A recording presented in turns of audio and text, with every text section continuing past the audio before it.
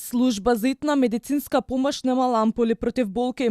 Во други установи се наплатувале услуги од пациенти на кои не смеело да им се наплати, а трети давале здравствени услуги по своји ценовници без одобрение од надлежните.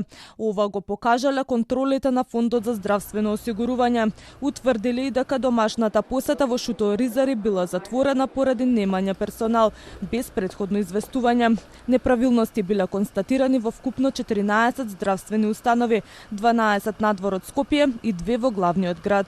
Не би ги именувал здравствените установи каде што се востановени овие недостатоци со наплатите до објавување конечно на извештаите. На каква категорија на пациенти наплатувале, а не требало да наплатат? За проценки каде што сметале дека таа услуга транспорт, например, да кажеме, до здравствено установа, што не била спрема параметрите, индикациите, е било направено. А како може да нема ампули за болка?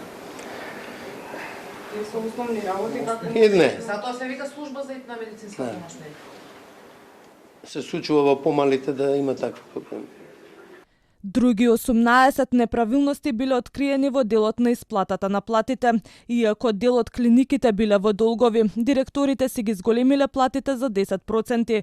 Утврдено и дека се исплаќале додатоци за сменска работа и дежурства, преку време на работа од повеќе од 32 часа месечно, што не е законски, а не биле доставувани ниту потребните документи со книгите за дежурства и дополнителна дејност.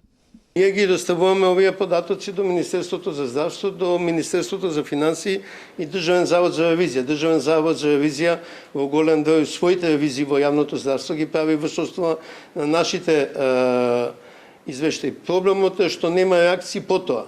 Бидејќи во делот работите, посериозните работи ќе го оставаме за натамошниот период да ги објавуваме поединечно, има елементи на кривични дела и нас не е неопходно да се проследуваат понатаму.